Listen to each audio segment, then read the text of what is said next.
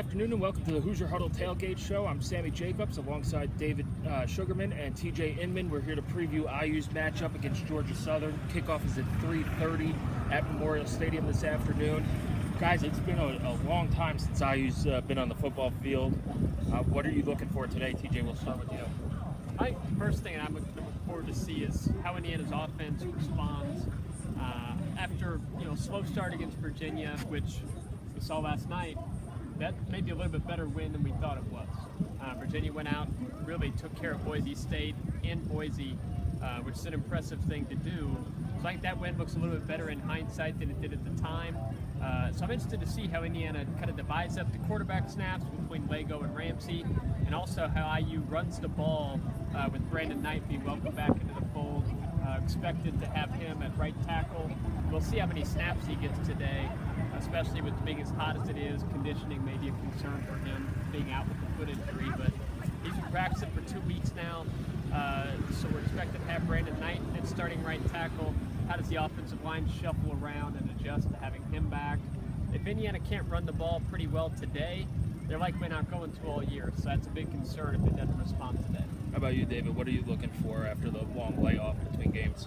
Yeah, it's kind of an interesting game because IU, I think the spread is either 20 or 24, whatever it might be. And anything they do well today, you're going to hear this week, including from us, take it with a grain of salt because it was against Georgia Southern. But having said that, we'd rather take the grain of salt and be like, oh boy, IU couldn't run against Georgia Southern, and IU couldn't.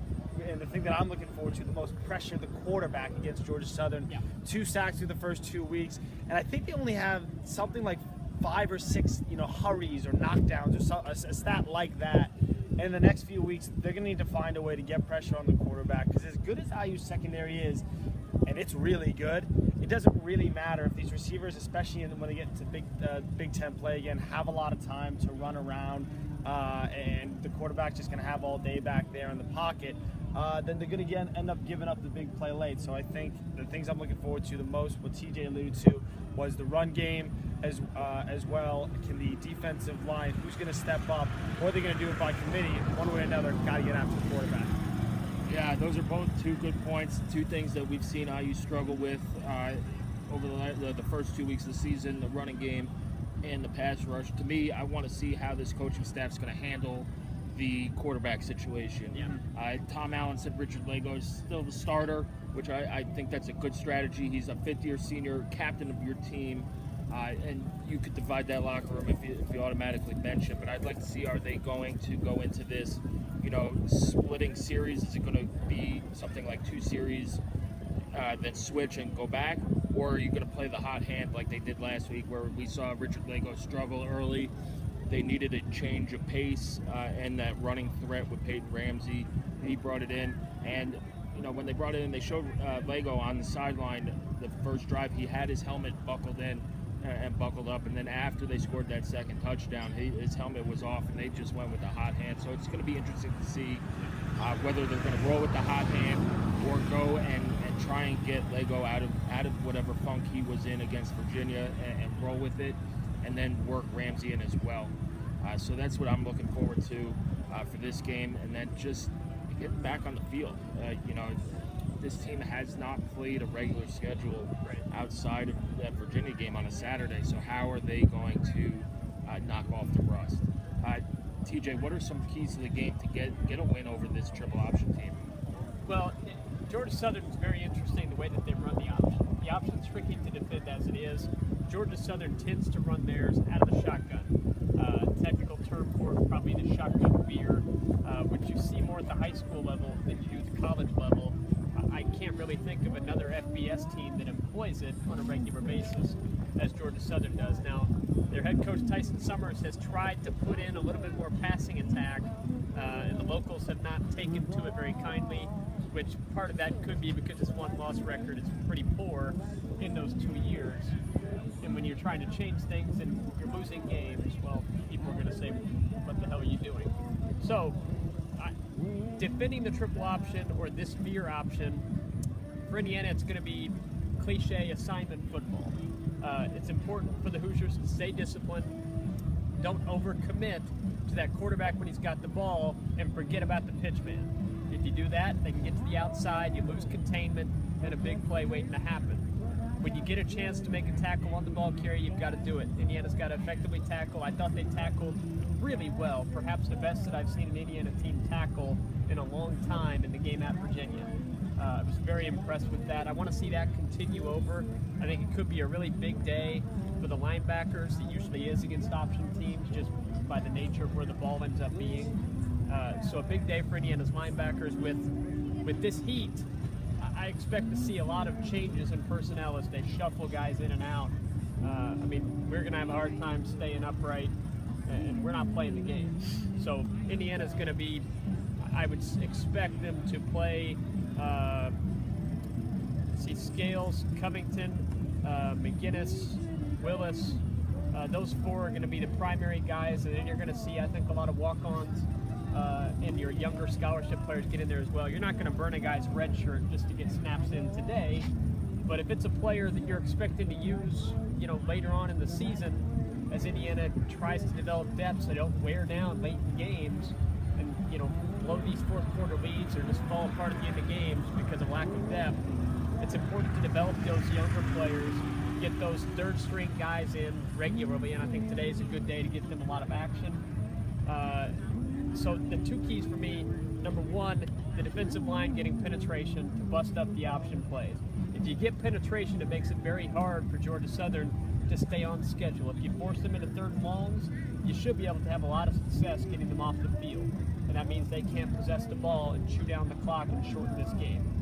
Number two, when Georgia Southern is in those third and long situations, just the secondary just has to make plays, and the pass rush, as you alluded to, David, has to make plays. Greg Gooch is out for the first half of today's game because of that awful targeting call. It is what it is. Indiana couldn't appeal it, so he's out for the first half of today's game. Expect more of Alan Stallings, perhaps. He's a guy that we kind of waited to see. Can he step up and be a pass rusher? He looks the part. Today could be a day where he gets after the quarterback. So that's for me. Get them behind schedule, and then when you do get them behind schedule, make sure you get them off the field and don't allow any third down plays that Georgia Southern shouldn't be picking up because their passing attack is not one that should threaten IU. Right. David, how about you? What's some keys to getting win number 2 this year? Yeah, I'll touch on the offensive side of the ball, and I think you'd like to see more balance. And even if it's not working, the run game, at least continue to show a commitment to it. Peyton Ramsey obviously gave a good punch in the arm to the offense last week, both with his legs and his arm. You saw Morgan Ellison had a good game, 12 carries for 48 yards. And even if it's just 1-yard carries and 3-yard gains, and maybe they get stopped at the line a few times, just show a commitment to the run. They ran the ball 14 more times against Virginia than they did against Ohio State. I think just show a commitment to the run, particularly if Richard Lago is going to be your quarterback going forward. He's certainly going to be the starter today. I think, we'll see Peyton Ramsey. If for no other reason, then I think IU should have an easy time in this game. Peyton Ramsey will probably get some series when it's a blowout. And Peyton Ramsey also might come in early in the game. We've seen Tom Allen go with that, even against Ohio State, but show a commitment to the run game, even if it's not particularly effective. That'll open up the pass game. It'll free up play action, hopefully for some big plays down the field. Yeah, and to me, it's all about takeaways and giveaways. IU cannot turn the ball over against this team. TJ, as you said, Georgia Southern and these option teams like to run down the clock. And you are only going to have a limited number of possessions. You cannot give the ball away. IU also has to take away the ball. They have not taken away the ball all year. The 2 takeaways last week were negated by penalties. Whether those were good calls or not, they got negated, and that number is 0. Yeah. So they need to get after the ball, start ripping into ball carriers. I don't expect Georgia Southern to throw the ball all that much today. I think they had under 20 passes for the season, so maybe getting an interception is harder, but creating those fumbles and those opportunities. Virginia put the ball on the ground twice last week. IU couldn't jump on it, and hopefully they can get these takeaways that Tom Allen and this defensive staff preaches. If they get those and follow what you guys said, this game they should cruise to victory. You go into Penn State next week on a high note at 2-1, and we should be pretty good. So that does it for the Hoosier Huddle Tailgate Show. I'm Sammy Jacobs, David Sugarman, and TJ Inman. Enjoy the game. It's at 3:30 on BTN. Check your local listings. Some of them have it on an alternate channel. So do make sure you check your guide before you set your DVR and whatnot. So thank you for joining us. We'll be back after the game with our post-game show, and enjoy the rest